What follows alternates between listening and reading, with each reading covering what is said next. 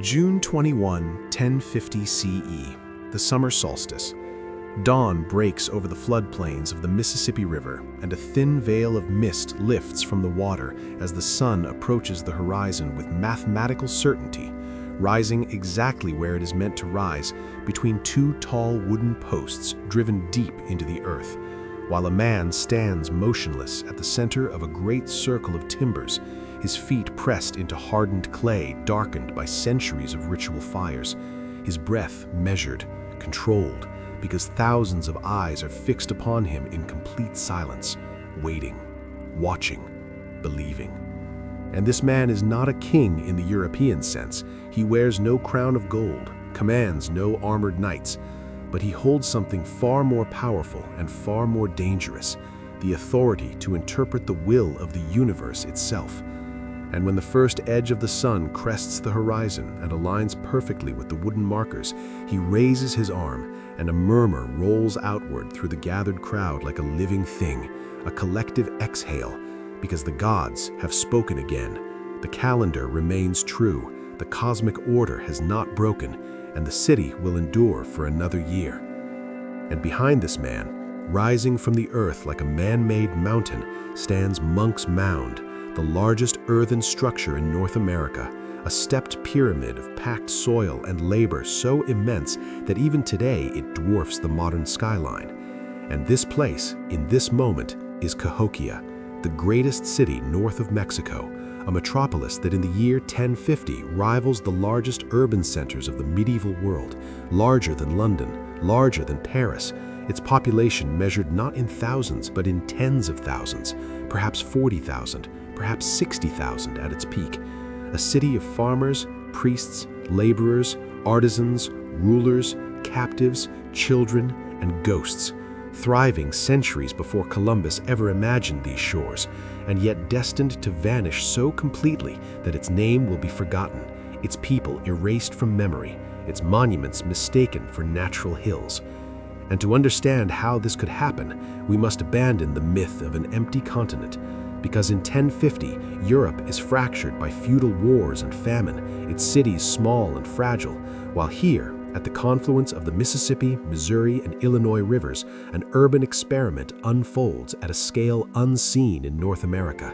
A city carefully planned, astronomically aligned, economically connected, and ideologically bound by belief, power, and sacrifice.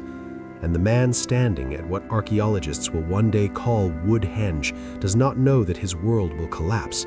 He does not know that centuries from now, explorers will sail past these rivers, convinced that civilization never lived here. He only knows that everything he has ever known exists within the reach of this city, that the gods have spoken through the sun, and that order, for now, still holds. Because Cahokia is not a village, not a wandering tribe following the seasons, but a deliberately engineered metropolis, its plazas scraped clean and leveled by thousands of hands, its neighborhoods arranged with geometric precision, its mounds rising in symbolic hierarchy, each one carrying meaning, authority, and memory. And at the heart of it all stands Monk's Mound, covering more ground at its base than the Great Pyramid of Giza, requiring over 14 million basket loads of earth carried by human hands alone, without metal tools, without draft animals, without wheels, an achievement of organization and will that rivals any ancient civilization on Earth. And atop this mound likely stands a temple or palace, the residence of a paramount ruler whose authority is both political and divine, a leader whose power flows from the belief that Cahokia sits at the center of the cosmos itself, bridging the upper world of the sky, the middle world of humans, and the beneath world of water and death. And from this summit, one can see the city unfold in all directions, causeways stretching outward, plazas filled with life, smoke rising from hearths, fields of maize rippling beyond the city's edge, sustaining a population made possible only by agricultural surplus. Because by this point, Cahokia has crossed a critical threshold, no longer merely a farming settlement, but a complex society with specialists, builders who no longer till fields, artisans carving shell gorgets etched with the image of the birdman, priests calculating celestial events, rulers enforcing order, and warriors enforcing will.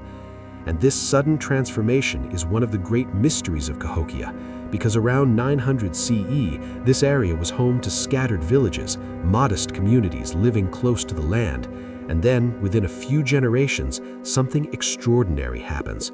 Populations surge, construction accelerates, entire communities migrate here, drawn by power, by faith, by opportunity, or by force, abandoning ancestral lands to become part of something unprecedented. And Cahokia becomes the beating heart of what scholars will later call the Mississippian world, a civilization bound not by writing or stone roads, but by rivers, symbols, and shared cosmology, its influence radiating hundreds of miles, visible in the spread of religious iconography, trade goods, and social structures. Copper from the Great Lakes, shells from the Gulf Coast, mica from the Appalachians flowing through Cahokia like blood through arteries, proof that this city is not isolated, but deeply connected. And yet power here is not gentle, because beneath the order and ceremony lies a darker truth, one revealed centuries later when archaeologists excavate Mound 72 and uncover the remains of ritualized death, a high-status man laid on a bed of 20,000 shell beads arranged in the shape of a falcon, surrounded by sacrificed attendants. Young women buried in layers, some strangled, others beaten, not casualties of war, but offerings, deliberate, controlled, symbolic. Because Cahokia is a city where belief is enforced by spectacle, where life and death are instruments of governance, where cosmic order is maintained through human cost. And on this solstice morning, the drums begin to beat, slow and deliberate, echoing across the plaza as smoke rises and offerings are carried forward, maize, effigies, crafted objects infused with meaning. And somewhere nearby, captives wait, their fate already sealed by forces larger than themselves, because this city demands proof of devotion. And yet to those living within it, Cahokia feels eternal. The harvests have been good, the rivers flood and recede on schedule, the sun rises exactly where it should, and from the summit of Monk's Mound, the leaders of this world look out over a city that appears unassailable. But cities are fragile, dependent on balance, between population and land, belief and reality, authority and consent. And even now, unseen and unmeasured, those balances are straining. Forests around the city thinning as timber is consumed for fuel and construction, game growing scarce, fields pushed farther outward to feed the swelling population, climate patterns beginning to shift toward instability, and beneath the ceremonies an unease grows.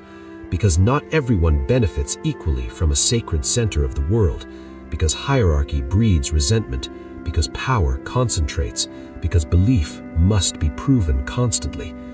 And the man who read the sun feels this tension, even if he cannot name it, senses it in the crowd, in the hunger that is not just for food, but for meaning, because his authority depends on the gods continuing to answer, on the cosmos remaining predictable.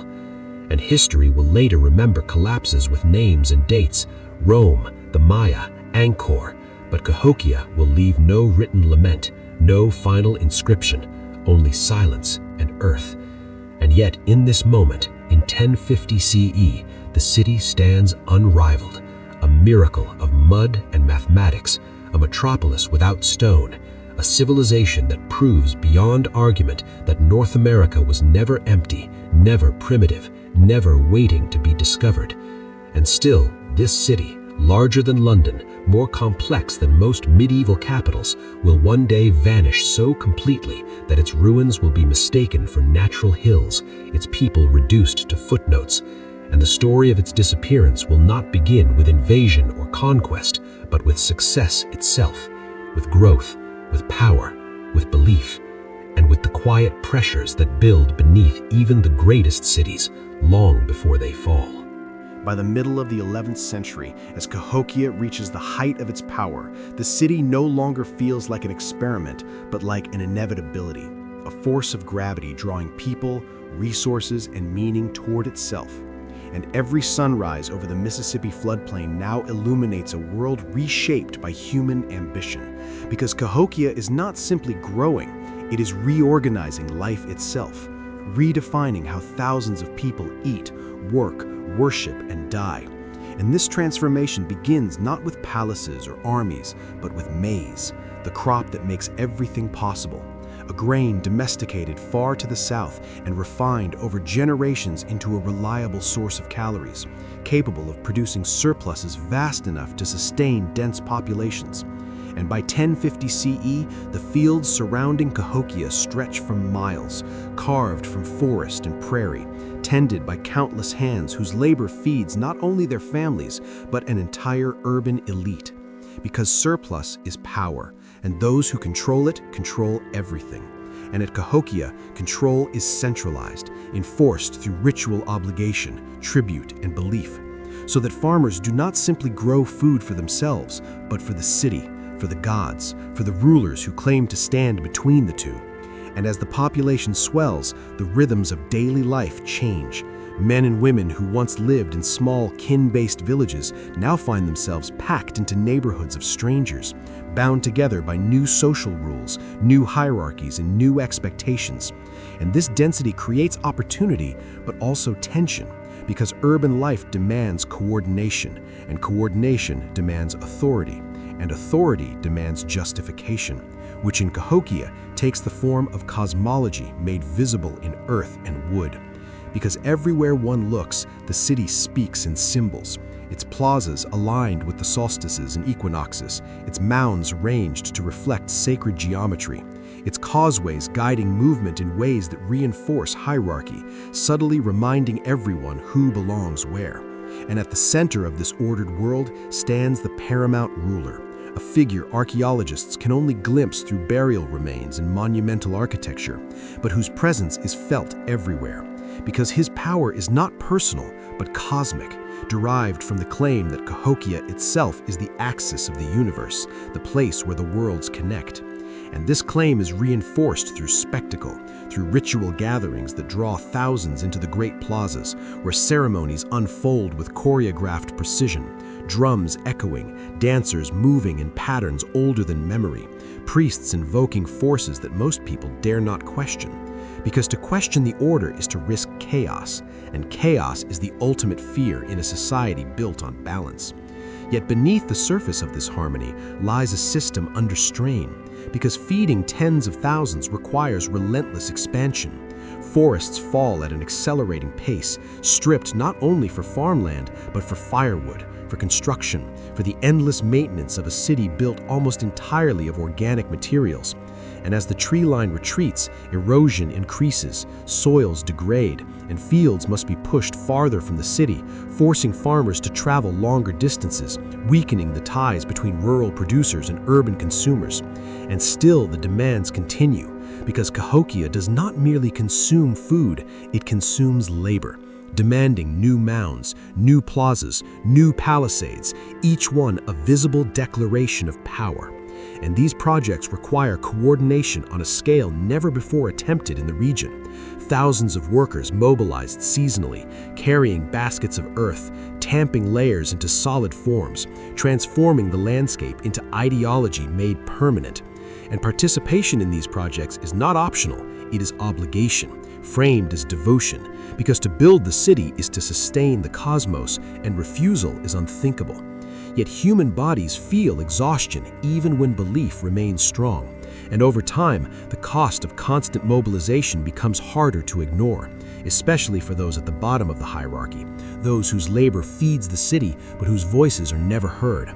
And while the elite feast atop platform mounds, the majority live close to the ground, in modest structures of wood and thatch, vulnerable to fire, flood, and disease. Because density brings danger, pathogens spreading more easily, waste accumulating, water sources becoming contaminated. And though Cahokia's leaders may interpret misfortune as spiritual imbalance, the lived reality for many is one of increasing precarity. And yet, the city's influence continues to expand, its cultural symbols appearing in distant settlements, its trade networks pulsing with goods and ideas. And this expansion is not always peaceful. because power attracts resistance, and smaller communities on the periphery must choose between alignment and defiance, between becoming part of Cahokia's world or standing against it. And archaeological evidence suggests that some choose resistance, fortifying their settlements, while Cahokia itself begins to surround its core with defensive palisades, massive wooden walls punctuated by towers, rebuilt multiple times as if the threat is not momentary but persistent. And the existence of these fortifications tells a story rarely emphasized, that Cahokia, for all its ritual sophistication, is also a city that anticipates violence, that expects conflict, that understands power must be defended as well as displayed.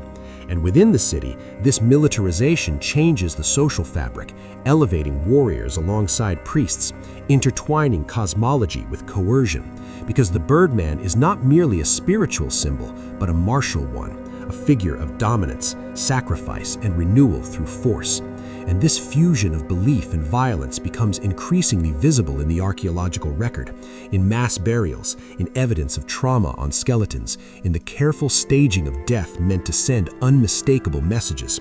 Because sacrifice at Cahokia is not random cruelty, but political theater, a way of demonstrating the ruler's ability to command life itself. And for a time, this works.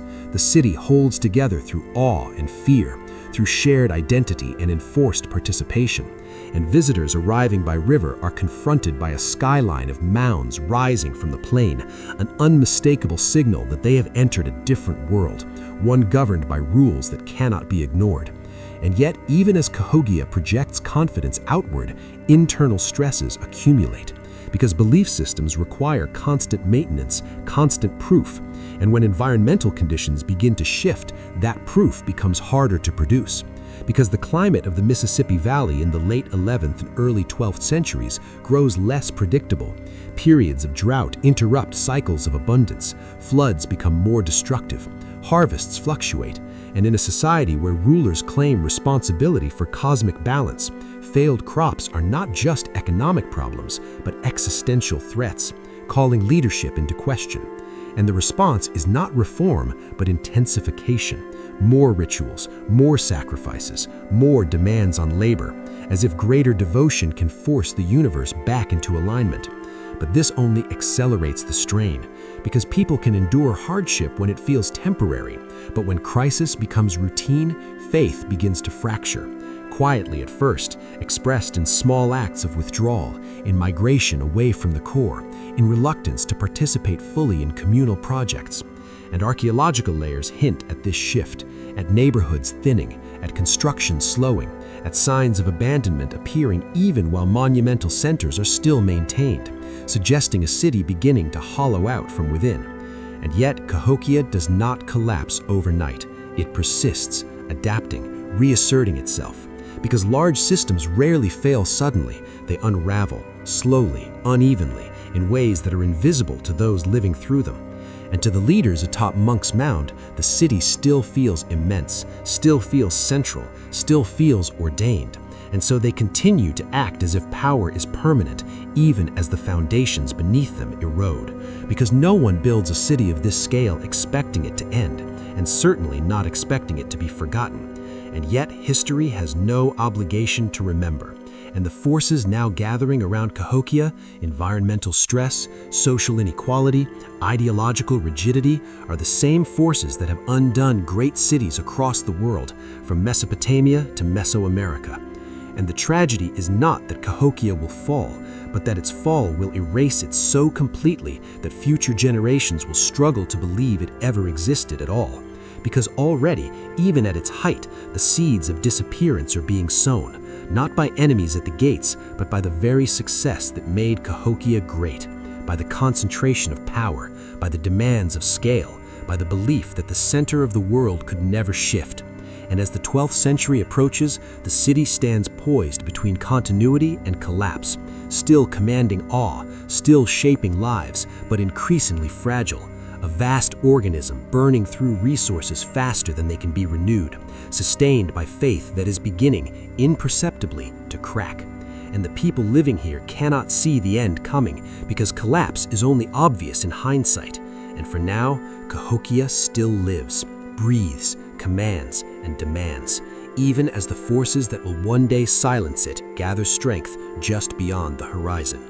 By the early 12th century, as the calendar turns past 1100 CE, Cahokia still presents the image of strength, but the city's rhythm has changed in ways that are felt more than spoken, a subtle tightening in daily life, an edge to the ceremonies, because beneath the towering mounds and carefully ordered plazas, the system that once expanded with confidence is now struggling to sustain itself, and this struggle begins with land, the most basic foundation of any agrarian civilization, because the floodplains that once seemed endlessly generous are now exhausted in places, their soils compacted and eroded by decades of intensive maize cultivation, forcing farmers to push outward into more marginal areas, clearing forests farther from the city, extending the distance between food producers and consumers, and in doing so, weakening the invisible threads that bind Cahokia together.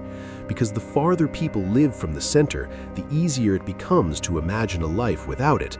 And at the same time, the forests that once buffered the city against environmental extremes are gone, stripped for fuel, construction, and palisades, leaving the land more vulnerable to flooding and drought alike.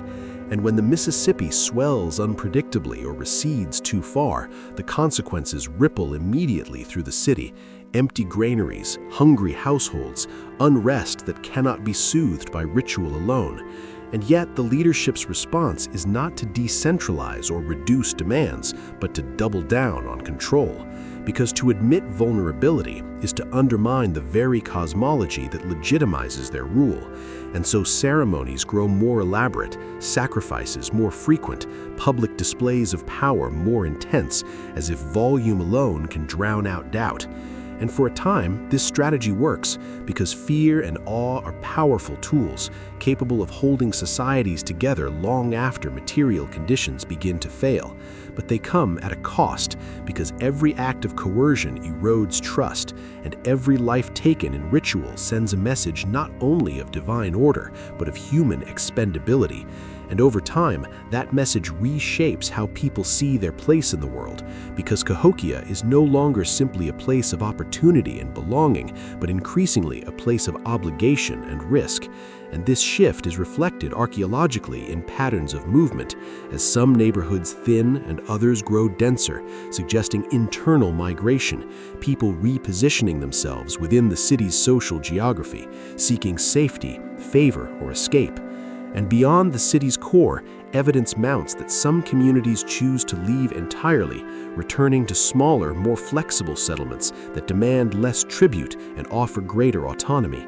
And this outward flow does not happen all at once. It is gradual, uneven, barely perceptible to those at the top, but its impact is cumulative because cities depend on critical mass, on the constant circulation of people, goods, and belief. And when that circulation slows, the entire system begins to wobble. And this is precisely what happens as Cahokia's trade networks begin to fray, not collapse outright, but lose their intensity. Fewer exotic goods arriving, fewer visitors passing through, fewer reasons for distant communities to remain tightly bound to a center that now offers diminishing returns. And this weakening of external connections coincides with rising internal stratification, because as resources become scarcer, inequality becomes sharper. The elite retreating further into elevated spaces, physically and symbolically separated from the majority, their residences atop mounds reinforcing the message that they stand closer to the gods, while the rest of the population bears the weight of production and compliance. And such stratification is inherently unstable because it concentrates risk at the bottom while insulating those at the top from immediate consequences, allowing leaders to misjudge the severity of the crisis until it is too late. And meanwhile, the climate continues its slow, indifferent shift, entering a period of greater variability known to modern scientists as part of the medieval climate anomaly, bringing alternating cycles of drought and intense rainfall that challenge even well-adapted agricultural systems. And in a society without written records or modern forecasting, these changes are interpreted through spiritual frameworks as signs of imbalance or displeasure, reinforcing the impulse toward ritual escalation rather than practical adaptation. And so, the city becomes trapped in a feedback loop, environmental stress leading to social stress, answered with ideological rigidity that exacerbates both. And still, from the outside, Cahokia looks formidable, its palisades standing tall, its mounds maintained, its plazas cleared for ceremonies that continue to draw crowds, because collapse is rarely visible from a distance, and those arriving by river may still feel awe, still sense the gravity of the place, unaware that beneath the surface, the city is losing cohesion. And within the population, generational divides begin to emerge. Younger people who have grown up amid constant demands and uncertainty, less willing to accept the sacrifices that once seemed natural, while elders cling to traditions that defined their identities, creating quiet tensions that play out in households and neighborhoods, shaping decisions about where to live, whom to follow, whether to stay or leave.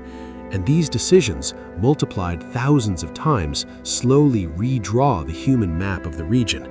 And one of the clearest signs of strain appears in the city's defenses, because the palisades surrounding Cahokia are rebuilt repeatedly over this period, each reconstruction requiring enormous labor, suggesting not only external threats, but internal anxiety, a sense that violence is always just beyond the edge of control. And whether these threats come from rival polities, rebellious subgroups, or displaced communities pushed outward by Cahokia's expansion, their existence underscores a fundamental truth that power concentrated at the center generates resistance at the margins, and that maintaining dominance requires ever-increasing effort. And this effort diverts resources from food production and infrastructure maintenance, further weakening the system. And so, Cahokia enters a phase of brittle stability, still impressive, still populous, but increasingly dependent on force and fear rather than shared prosperity. And history shows that such systems can endure for decades, even centuries, appearing strong until they suddenly are not. Because collapse is not a single event, but a process, a slow erosion punctuated by moments of crisis. And for Cahokia, one of those moments comes not with invasion or catastrophe, but with abandonment, as certain ceremonial spaces fall out of use, as some mounds are no longer maintained with the same care, as layers of debris accumulate where crowds once gathered, signaling shifts in how people relate to the city's symbolic heart. And these changes are subtle, but they matter, because ritual spaces are where societies renew themselves, and when participation wanes, legitimacy follows. And at the same time, new centers begin to emerge elsewhere in the Mississippian world, smaller but more adaptable, offering alternative visions of social organization that do not require a single overwhelming core. And these alternatives make Cahokia's demands look increasingly unreasonable, especially as memories of its founding momentum fade and its benefits become less clear. And still, no one living through this period would say the city is dying, because life goes on, children are born, fields are planted, ceremonies are held, and the mounds still loom over the plain. But history teaches us that the most dangerous moment for any civilization is not when it recognizes its decline, but when it cannot imagine it. And Cahokia, built on the belief that it is the center of the world, is particularly vulnerable to this blindness, because to imagine a future without the city is to imagine the collapse of the cosmos itself. And so, leaders and followers alike cling to the familiar order even as it falters, unable to see that survival may require transformation rather than persistence. And this inability to adapt, more than any single disaster, sets the stage for what comes next. Because by the middle of the 12th century, Cahokia is no longer expanding, it is holding on. And holding on is far more exhausting than building, because it demands constant effort just to stay in place. And the question that now hangs over the city is no longer how great it can become, but how long it can sustain what it already is. And the answer to that question will reshape the entire region, determining not only the fate of Cahokia, but the future memory of North America itself. because when the city finally begins to empty, it will not do so with a single dramatic collapse, but with footsteps heading away from the mounds, down the riverbanks, into forests and plains, carrying with them stories that will slowly fade until only earth remains to tell the tale.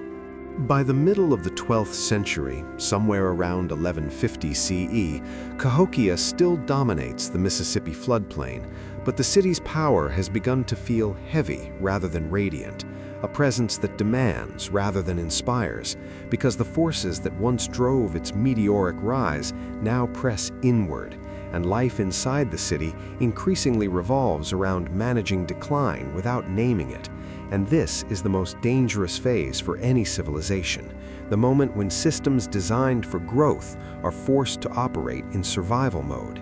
Because Cahokia was built to expand, to draw people in, to mobilize surplus, and now it must confront the reality that its land, labor, and belief are no longer limitless.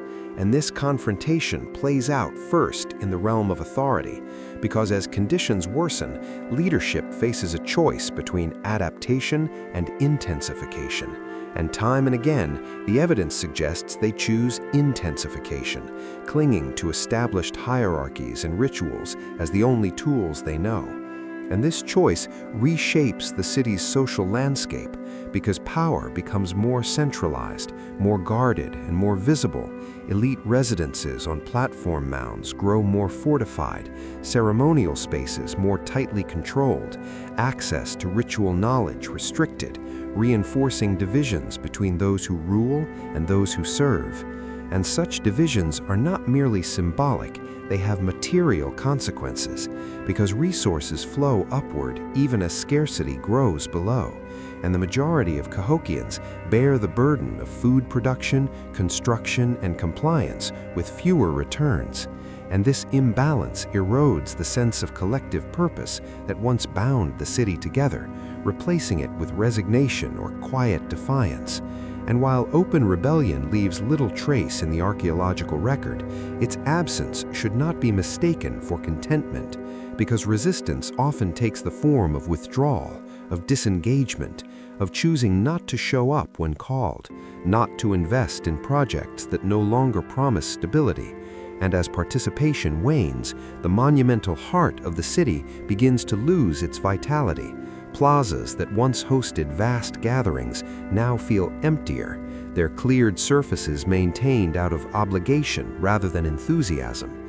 And the rituals performed there, though still elaborate, carry an undertone of anxiety, because everyone can sense that the world they are meant to sustain is becoming harder to sustain.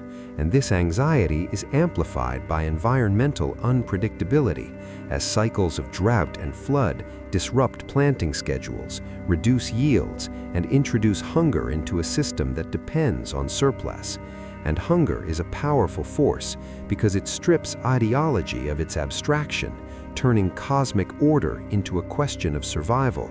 And when children go hungry, belief is tested in ways ceremony alone cannot resolve.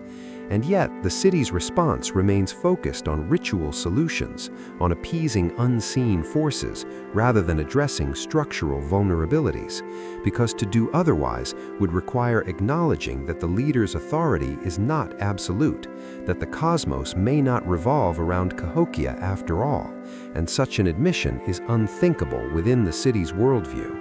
And so the cycle continues, stress answered with spectacle, scarcity answered with sacrifice, and over time this approach reshapes the moral landscape of the city, normalizing violence as a tool of order, blurring the line between sacred and coercive.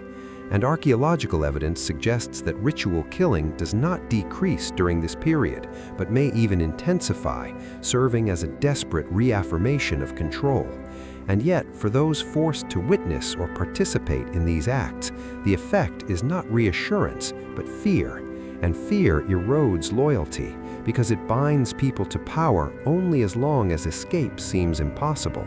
And as opportunities to leave quietly increase, as outlying settlements offer alternatives, as distance weakens the grip of the center, people begin to vote with their feet, not en masse, not dramatically, but steadily.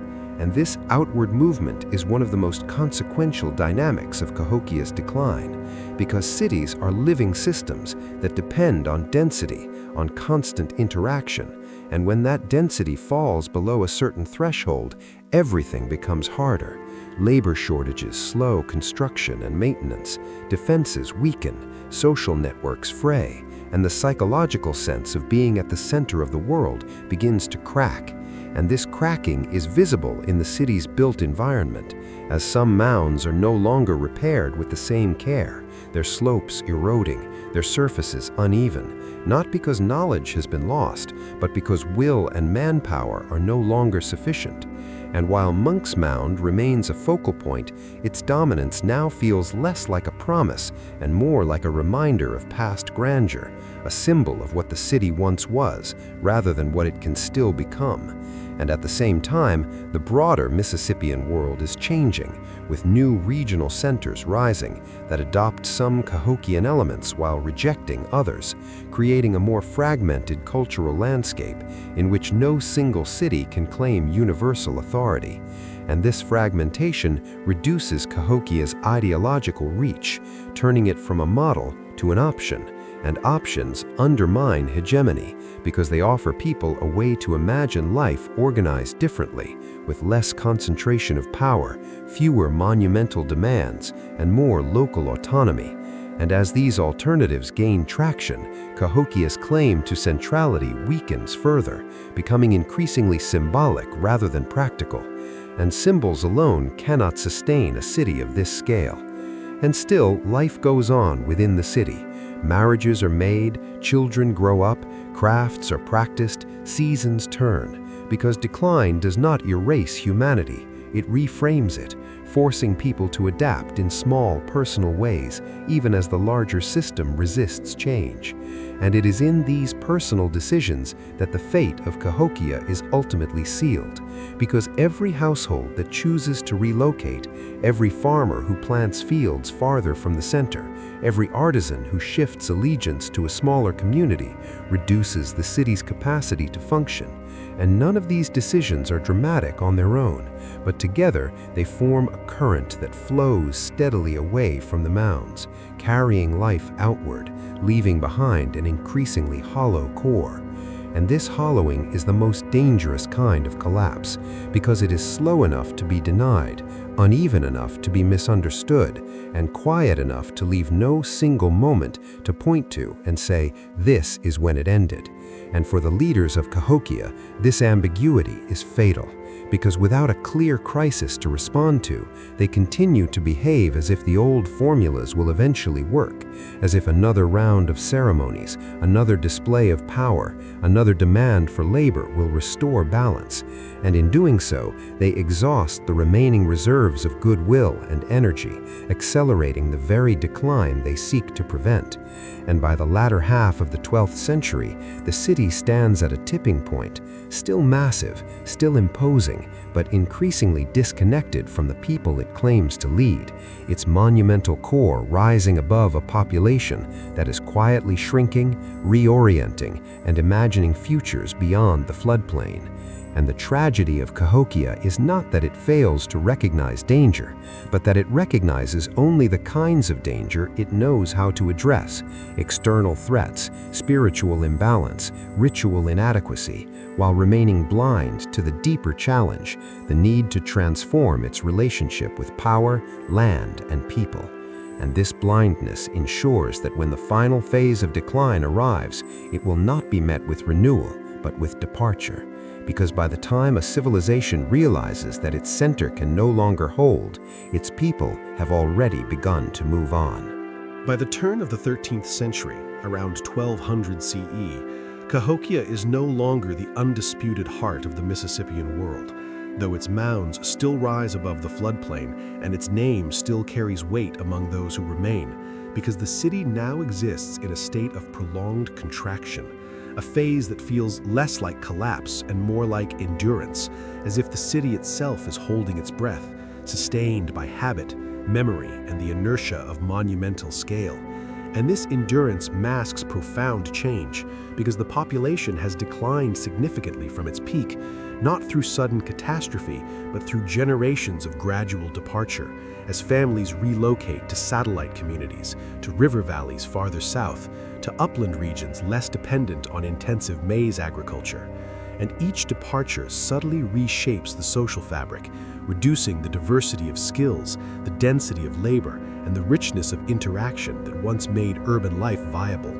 And this thinning of population alters daily experience within Cahokia, making neighborhoods feel quieter, pathways less crowded, ceremonies smaller. And while leaders may interpret this as a temporary fluctuation, the lived reality for residents is unmistakable. The city no longer feels full. And emptiness in a city built for tens of thousands is a powerful signal, because infrastructure designed for abundance becomes a burden when people are few. Maintenance of plazas, palisades, and mounds requiring labor that is increasingly hard to muster. And as upkeep falters, decay becomes visible, reinforcing the perception that the city's best days lie behind it. And this perception matters because belief in a place is as crucial as its physical resources. And when faith in the future erodes, investment follows.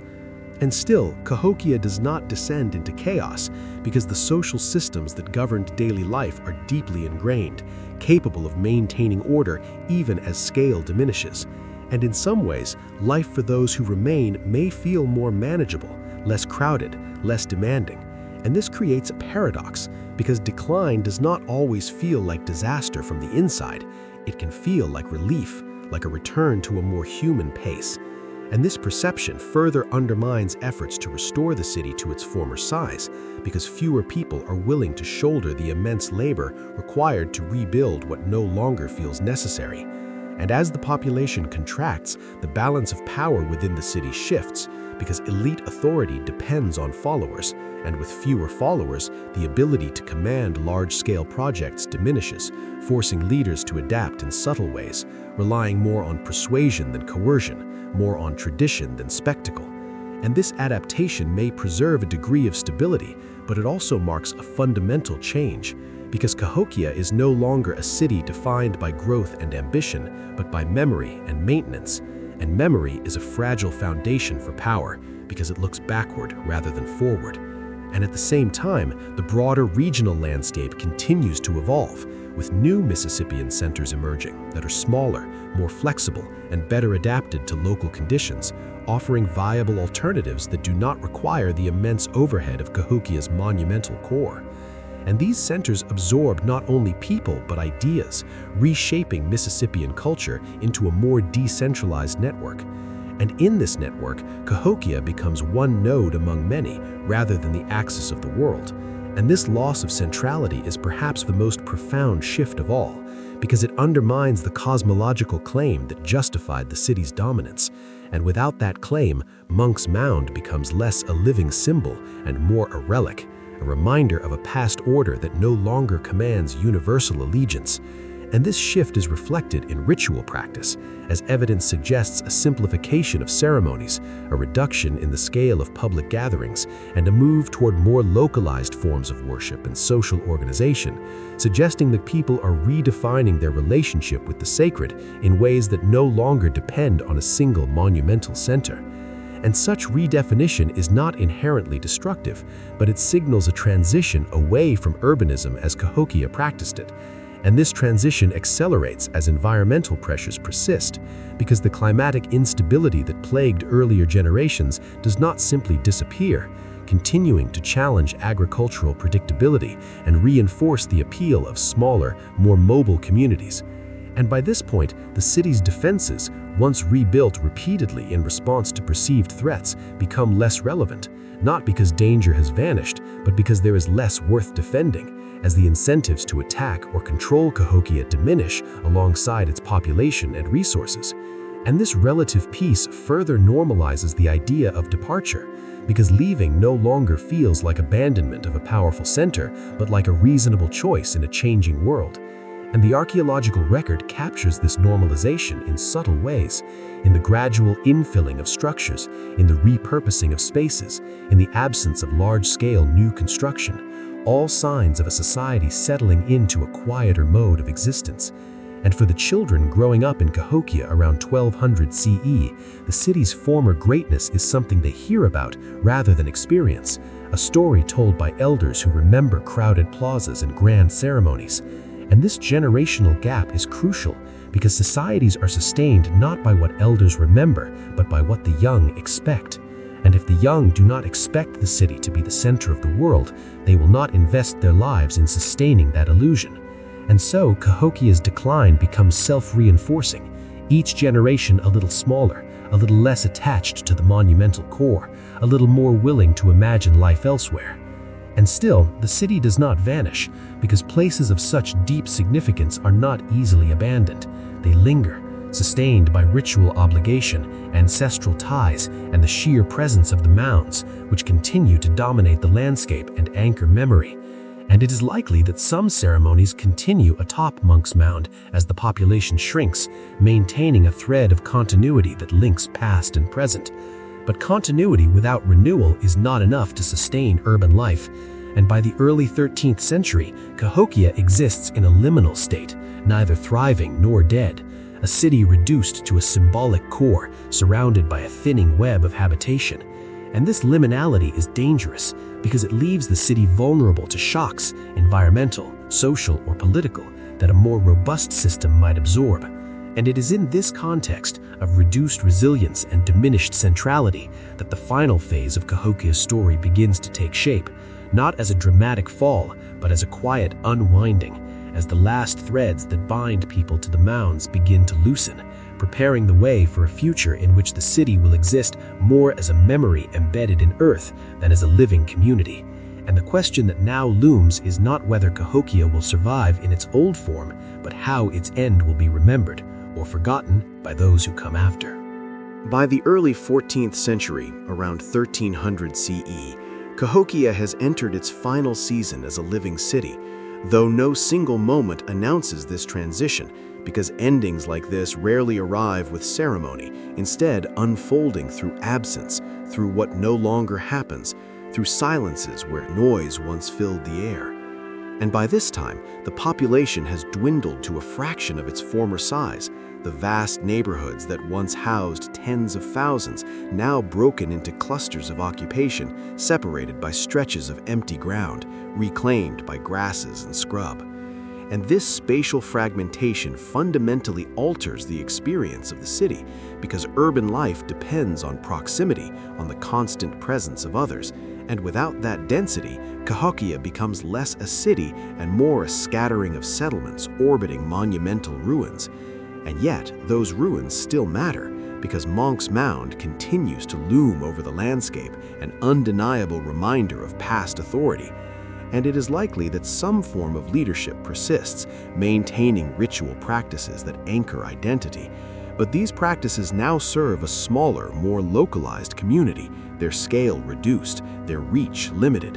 And this reduction reflects a broader shift in priorities, because survival now depends less on maintaining a grand center and more on flexibility, on the ability to respond to changing environmental conditions, to move when necessary, to adapt social organization to smaller scales. And in this context, the very features that once made Cahokia powerful become liabilities, because monumental architecture demands maintenance, fixed agricultural systems limit mobility, and centralized authority struggles to respond quickly to local crises. And so the remaining inhabitants face a choice: invest scarce energy in preserving a city whose advantages have evaporated, or redirect that energy toward building lives elsewhere. And over time, more and more choose the latter, not as an act of rejection, but as a pragmatic response to reality, because the world beyond Cahokia offers options, smaller communities integrated into regional networks that still carry elements of Mississippian culture without the burdens of a megacity. And as people leave, the city's social memory begins to thin, because memory is sustained through repetition, through stories told in crowded spaces, through shared experiences. And when those spaces empty, memory fades, becoming fragmented, localized, and eventually detached from place. And this detachment is critical because once a city is no longer central to collective identity, it can be abandoned without feeling like a cosmic rupture. And archaeological evidence suggests that by the mid-14th century, large portions of Cahokia are no longer actively inhabited. Structures collapse or are dismantled, mounds erode without repair, and the palisades that once encircled the core are left to rot, their timbers returning to the soil. And this decay is not violent, it is organic, a slow return of human-made forms to the landscape.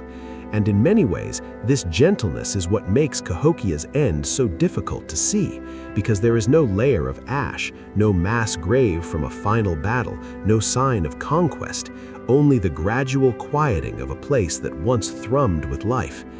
And this quieting extends to ritual as well, because while some ceremonies may continue for a time, their significance shifts, becoming acts of remembrance rather than instruments of power, honoring ancestors rather than commanding the cosmos. And eventually, even these acts become harder to sustain as the people who hold the knowledge age and die. And younger generations growing up outside the city or on its margins inherit fragments rather than a coherent tradition.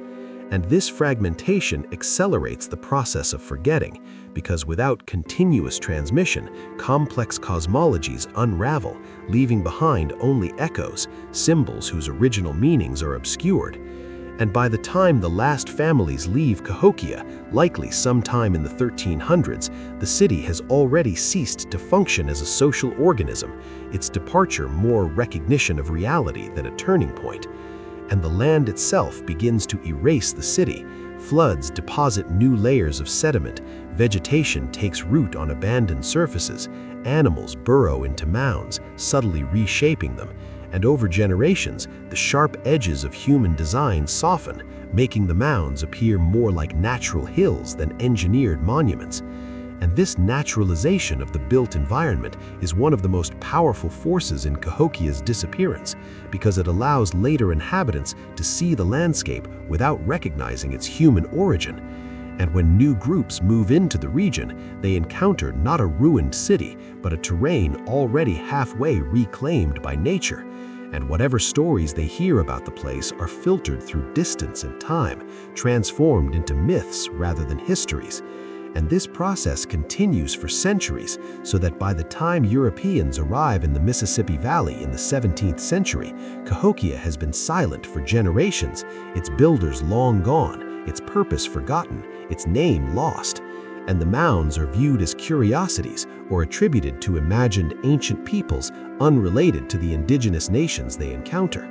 Because forgetting is rarely deliberate, it is the result of broken chains of transmission, of displacement, disease, and colonial violence that further disrupt indigenous histories, compounding the erasure that began with Cahokia's own decline. And this layered forgetting ensures that when modern observers finally begin to ask who built the mounds and why, they are starting from near zero, reconstructing a lost world from soil and bone. And yet, the end of Cahokia is not a story of failure alone, because its people do not vanish, they disperse, carrying with them agricultural knowledge, social practices, artistic traditions, and cosmological ideas that continue to shape indigenous cultures across the region, meaning that Cahokia's legacy lives on even as the city itself fades, embedded in living communities rather than monumental architecture. And this distinction matters because it challenges the notion that civilizations end when cities fall, suggesting instead that they transform, migrate, and persist in new forms. And in this sense, Cahokia's final season is not an extinction, but a transition, a reconfiguration of life away from the floodplain megacity toward more resilient patterns. And yet, for the land itself, the effect is unmistakable, because where tens of thousands once lived, only wind, water, and grass remain, and the silence that settles over the mounds is so complete that within a few generations, the city becomes invisible, not in physical terms, but in human memory. And this invisibility sets the stage for the final act of Cahokia's story, the moment when a civilization that once rivaled the greatest cities of its time must be rediscovered, reinterpreted, and reclaimed from the earth itself. By the time the first Europeans reached the Mississippi Valley in the late 17th century, Cahokia has already been dead for more than 300 years. And this distance in time is crucial because it means that no living memory remains to anchor the city's meaning, no elders who can point to the mounds and say, this was the center of the world, no continuous chain of oral history strong enough to withstand the storms that have swept across the continent. And when French explorers and missionaries moved through the region in the 1600s and early 1700s, they encounter a landscape shaped by indigenous peoples who are themselves survivors of upheaval, migration, epidemic disease, and colonial pressure. And to these newcomers, the massive earthen mounds rising from the plains appear mysterious, impressive, but fundamentally alien because European frameworks of history and civilization are rigid, convinced that complex urban societies require stone, writing, and metallurgy.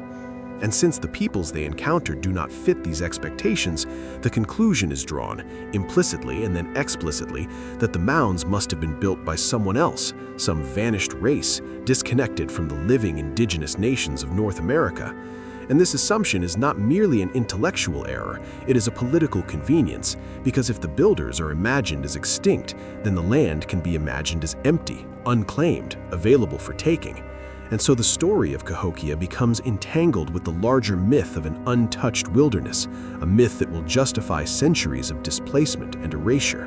And even when early European observers marvel at the scale of Monk's Mound, noting that it surpasses the pyramids of Egypt in breadth, they rarely entertain the idea that the ancestors of the people around them could have created such works, because to do so would require acknowledging indigenous complexity and sovereignty. And instead, speculation flourishes, attributing the mounds to lost tribes of Israel, to Atlanteans, to wandering Europeans, to anyone but the obvious. And this speculation hardens into what will later be called the mound builder myth, a pseudo-history that denies indigenous authorship and severs Cahokia from its cultural descendants. And for generations, this myth dominates popular and even scholarly thought, shaping how the mounds are treated, studied, and exploited. Because when a place is seen as the work of an extinct and unknowable people, it becomes easier to destroy. And throughout the 18th and 19th centuries, Cahokia's mounds suffer this fate, plowed for farmland, quarried for fill, leveled for development, their significance dismissed or misunderstood. And Monk's Mound itself is spared only because of its sheer size, too massive to remove without extraordinary effort, and even then it is reshaped, altered, used as a platform for buildings and agriculture, its ancient contours scarred by modern use. And this physical destruction mirrors an intellectual one, because for much of this period, Cahokia exists only as a curiosity, a puzzle disconnected from living history, its story fragmented across scattered observations and amateur excavations. And it is not until the late 19th and early 20th centuries that a systematic effort begins to understand the mounds on their own terms, driven by a growing recognition that indigenous societies of North America were far more complex than colonial narratives allowed. And this shift is slow and contested because it challenges deeply held assumptions about civilization, progress, and who is deemed capable of building cities. And as archaeology develops as a discipline, researchers begin to peel back the layers of earth at Cahokia, uncovering evidence that forces a reevaluation, carefully dated strata revealing continuous indigenous occupation, trade goods linking the city to a vast network, skeletal remains showing patterns of diet, labor, and ritual, all pointing unmistakably to a sophisticated urban society created by the ancestors of native peoples. And this realization is transformative because it recenters Cahokia within indigenous history rather than treating it as an anomaly. And yet, even as knowledge grows, it is unevenly shared, confined to academic circles, while popular understanding lags behind. And this gap matters because public memory shapes preservation, funding, and respect. And for much of the 20th century, Cahokia remains underappreciated, overshadowed by old-world civilizations whose stone monuments fit more comfortably into Western narratives of greatness. And still, the mounds endure, silent witnesses to both ancient achievement and modern neglect. And for those who walk the site today, there's a strange dissonance, because the land feels open, pastoral, almost empty, belying the density and intensity of life that once filled it. And this emptiness invites reflection because it reveals how thoroughly a civilization can be erased without a trace of violence simply through time, neglect, and misunderstanding. And the rediscovery of Cahokia is not merely an academic process, but a moral one, forcing modern society to confront the consequences of erasure and the responsibility of recognition. Because acknowledging Cahokia as a true city challenges the narrative that civilization arrived in North America with Europeans, insisting instead that complex societies rose, thrived, and fell here on their own terms. And this acknowledgement carries implications for how indigenous histories are taught, valued, and respected. Because Cahokia is not an isolated case, but a broader pattern of indigenous urbanism and statecraft that has long been minimized or ignored. And as excavations continue, new questions emerge, not only about how Cahokia rose and fell, but about how its memory was lost so completely. And the answer lies not in a single act of forgetting, but in layers of disruption, the city's own dispersal breaking the chain of memory, followed by centuries of colonial violence that further fragmented indigenous societies, suppressing languages, traditions, and histories, making it extraordinarily difficult to reconstruct the past. And yet, despite these obstacles, Cahokia's story is slowly being reclaimed, not just by archaeologists, but by indigenous communities who see in the mounds a tangible link to ancestral achievements, a counter-narrative to centuries of marginalization. And this reclamation is ongoing, incomplete, and contested, because history is never neutral, and the meaning of Cahokia continues to evolve as new voices assert their right to interpret it. And in this evolving understanding, the city's disappearance takes on a new significance, not as a failure, but as a testament to impermanence, to the idea that even the greatest human creations are subject to forces beyond control. And what endures is not stone or earth, but the stories we choose to tell and remember. And as modern eyes finally begin to see Cahokia for what it was, a megacity of mud and maize, belief and power, ingenuity and cost, the final irony becomes clear that the city once believed to be the center of the world was not destroyed by enemies or disaster, but by the slow turning of time, and that its greatest loss was not its fall, but the centuries during which it was forgotten, waiting beneath the grass to be remembered again. In the modern era, as the 20th century gives way to the 21st, Cahokia re-enters human consciousness, not as a living city, but as a question, a challenge posed by the earth itself, because standing before Monk's Mound today forces a reckoning with scale, with the undeniable fact that tens of thousands of people once organized their lives around this place. And that fact disrupts long-standing narratives about North America's past, narratives that have been shaped as much by what was forgotten as by what was remembered. And the process of recovering Cahokia's story is painstaking, incremental, and deeply revealing, because archaeology does not offer grand speeches or clear answers, only fragments, patterns, and probabilities. And from these, scholars must reconstruct a civilization that left no written records, no monumental inscriptions proclaiming its achievements. And this absence has often been misinterpreted as simplicity, when in fact it reflects a different relationship to memory and power, one rooted in oral tradition, ritual performance, and landscape itself as a living archive.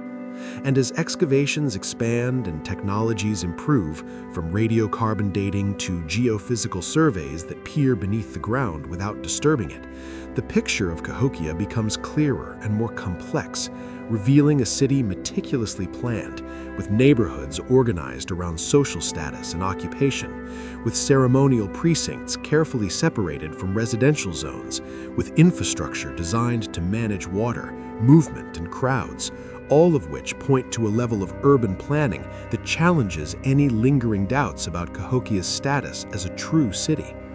And yet this clarity also brings discomfort, because it forces modern observers to confront the human costs of such organization, the labor extracted, the sacrifices made, the inequalities entrenched, reminding us that complexity and morality do not always align.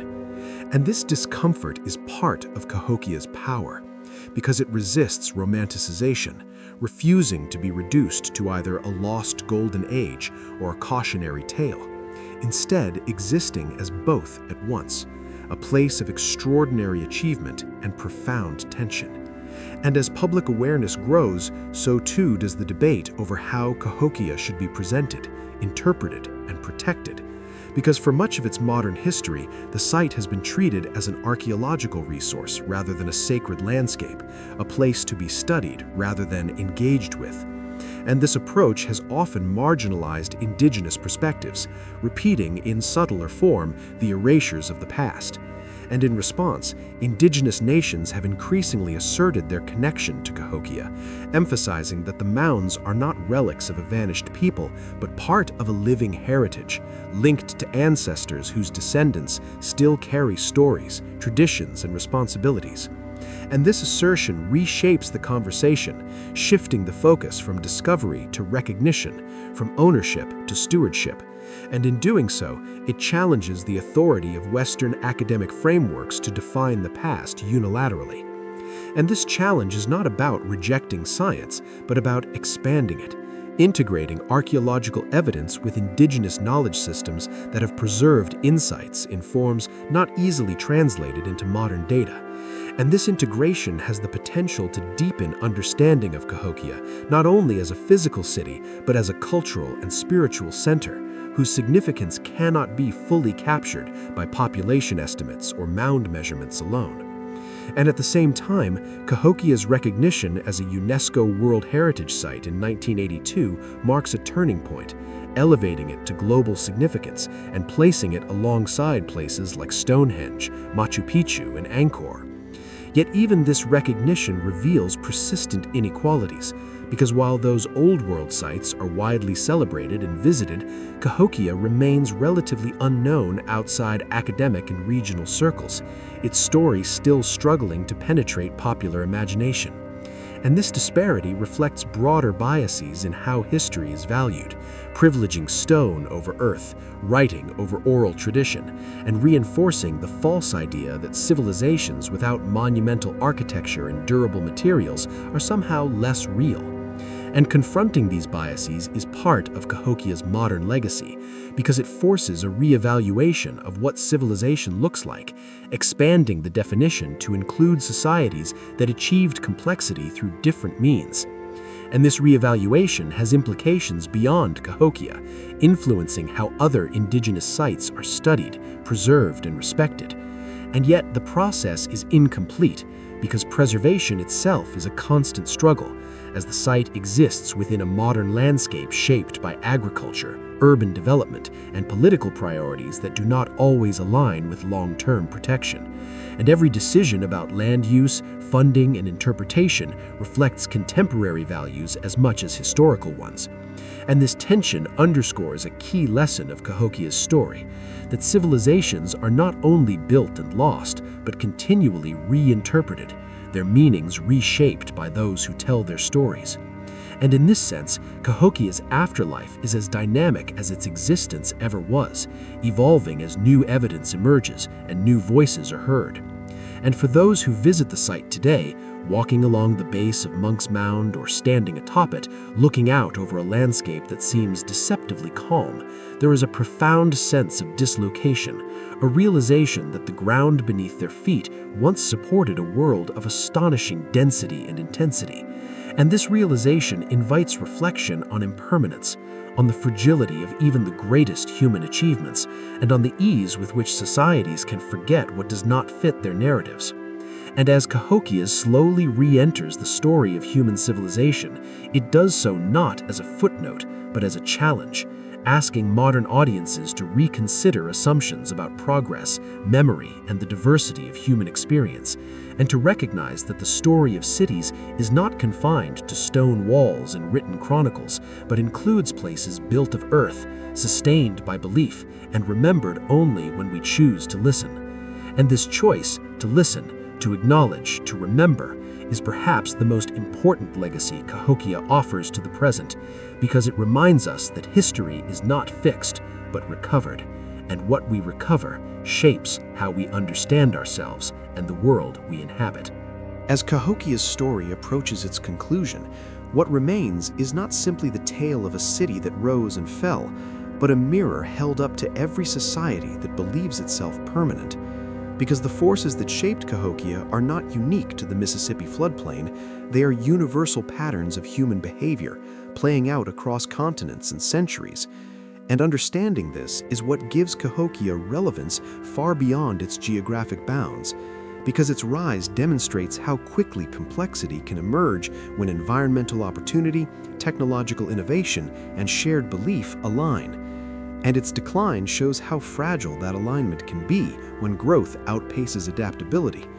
And in this sense, Cahokia belongs alongside Rome, the Maya lowlands, and Angkor, not as an outlier, but as part of a global story of urbanism. And yet its absence from popular consciousness for so long reveals another pattern, the tendency of dominant cultures to recognize complexity only where it looks familiar and to overlook or deny it elsewhere. And this tendency has consequences because it shapes policy, education, and collective memory, influencing whose histories are preserved and whose are marginalized. And Cahokia's long invisibility is a case study in how power shapes remembrance, because the city did not simply disappear physically, it was rendered invisible by narratives that could not accommodate it, narratives that equated civilization with European forms and dismissed indigenous achievements as anomalies or myths. And correcting this erasure is not merely about adding a forgotten chapter to history books, it is about rethinking the frameworks through which history is interpreted. And this rethinking has already begun to influence how archaeologists approach other sites, prompting questions about urbanism, social organization, and statecraft in places previously labeled as peripheral or primitive. And in doing so, Cahokia becomes a catalyst, encouraging a more inclusive and nuanced understanding of the human past. And yet, inclusion alone is not enough, because the story also demands honesty about costs, about the ways power concentrates, about the human toll of monumental ambition, about the sacrifices, literal and metaphorical, that underwrite greatness. And this honesty prevents Cahokia from being romanticized as a lost utopia, instead situating it as a complex society grappling with the same tensions that challenge cities today: inequality, environmental sustainability, ideological rigidity, and the difficulty of adapting large systems to changing conditions. And when viewed through this lens, Cahokia's decline is not an indictment of indigenous governance or culture, but a reminder that no system is immune to structural limits, and that resilience often lies not in scale, but in flexibility. And this lesson resonates strongly in the modern world, where megacities again dominate landscapes, consuming resources, concentrating power, and facing environmental pressures that echo those of the past. And while the technologies differ, the underlying dynamics are strikingly similar, making Cahokia a distant but relevant ancestor to contemporary urban challenges. And this relevance deepens when we consider how Cahokia ended, not in a single dramatic catastrophe, but through gradual dispersal, a pattern that contrasts with popular images of collapse as sudden and violent. And this contrast matters because it suggests that decline can be adaptive, a strategic response rather than a failure, and that dispersal, often framed as loss, can also be survival. And this reframing honors the agency of Cahokia's people, recognizing that they made choices in response to changing conditions, choosing to leave rather than be destroyed, choosing continuity through transformation rather than adherence to a failing model. And in doing so, they ensured that their cultural legacy persisted beyond the city itself, carried into new communities and landscapes. And this persistence challenges the idea that civilizations are defined solely by their cities, suggesting instead that culture is more durable than architecture, and that memory, even when fragmented, can outlast monuments. And yet, the fragmentation of Cahokia's memory also serves as a warning, because it shows how easily knowledge can be lost when transmission is disrupted, when violence, disease, and displacement sever the threads that connect past to present. And this warning is especially poignant in the context of colonial history, where the deliberate suppression of indigenous knowledge compounded the natural fading of memory, accelerating erasure. And acknowledging this layered loss is essential to any honest engagement with Cahokia's story, because it situates the city's disappearance within a broader history of injustice, reminding us that forgetting is often an active process shaped by power and choice. And as Cahokia's story is slowly restored, it invites reflection on responsibility, on whose histories we prioritize, whose achievements we celebrate, and whose losses we mourn. And this reflection has practical implications, influencing how sites are preserved, how narratives are taught, and how indigenous voices are included in shaping interpretations. And in this way, Cahokia's legacy extends into the present, shaping not only our understanding of the past, but our approach to the future. And perhaps the most profound lesson it offers is one of humility, because it reminds us that even the most impressive societies can vanish from memory, not because they lacked sophistication, but because memory itself is fragile. And this fragility places a responsibility on those who inherit the past to remember carefully, critically, and respectfully. And as we stand at the edge of Cahokia's story, looking back across centuries of rise, florescence, and quiet departure, we are left with a question that echoes beyond the mounds. Not why Cahokia fell, but what it means to remember it now, and whether that act of remembrance can alter how we understand the world and our place within it. Because history is not only a record of what happened, but a guide to what we value. And in choosing to bring Cahokia back into the narrative of human civilization, we are making a statement about the kind of history we are willing to tell, one that recognizes complexity wherever it appears, acknowledges cost alongside achievement, and understands that the story of humanity is far broader, richer, and more interconnected than any single tradition has ever allowed. At the end of Cahokia's story, there is no final battle. No burning skyline, no last ruler standing defiantly atop Monk's Mound as the world collapses around him.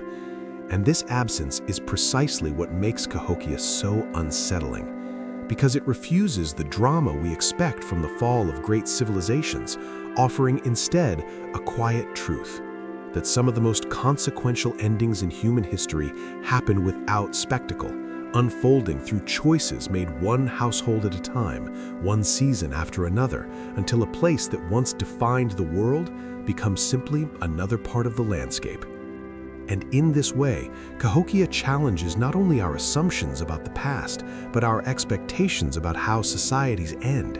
Because the city's disappearance was not the result of ignorance or weakness, but of limits, environmental, social, and ideological, that no society, no matter how sophisticated, can escape. And yet, within those limits, Cahokia's people exercised agency, choosing movement over stagnation, adaptation over collapse, carrying their lives, knowledge, and traditions beyond the floodplain, rather than clinging to a model that no longer served them. And this choice reframes the narrative from one of failure to one of transformation, reminding us that survival does not always look like continuity, and that letting go can be an act of wisdom. And still, the loss is real, because when Cahokia emptied, the world lost one of its great cities, a center of innovation, art, belief, and organization that rivaled the most famous urban achievements of its time. And that loss was compounded by centuries of forgetting, by narratives that denied the city's existence or attributed it to imaginary peoples, stripping indigenous history of its depth and complexity. And this compounded loss matters, because it shaped how generations understood the continent they inhabited, reinforcing myths of emptiness that justified conquest and erasure.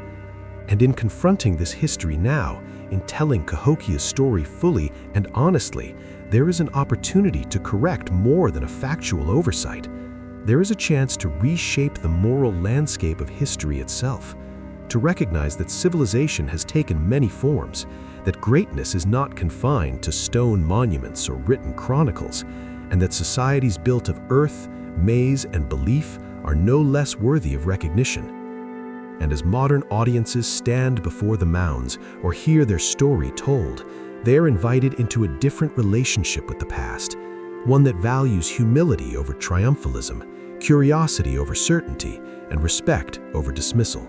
Because Cahokia's true legacy is not only what it was, but what it reveals about the human condition, our capacity to build worlds of astonishing complexity, our tendency to overextend them, and our ability, sometimes, to walk away before destruction becomes inevitable. And this legacy resonates deeply in a world once again defined by rapid growth, environmental strain, and questions about sustainability. Because the pressures that shaped Cahokia are not relics of the past, they are active forces in the present, challenging modern societies to consider whether scale alone constitutes success, or whether resilience, adaptability, and equity matter more. And Cahokia's silence offers no easy answers, only perspective, reminding us that no city, no system, no worldview is permanent, and that the measure of a civilization may lie not in how long its monuments endure, but in how its people navigate change. And as the grass-covered mounds continue to rise quietly from the Illinois plain, they stand as both memorial and warning, honoring the ingenuity of those who built them, while cautioning against the belief that any center can hold forever. And in choosing to remember Cahokia now, to tell its story with care and gravity, we are not merely recovering a lost city, we are expanding our understanding of humanity itself, acknowledging that the story of the world is broader than the traditions that once defined it, and that within the forgotten earth of places like Cahokia lie lessons that still speak, if we are willing to listen. Because remember,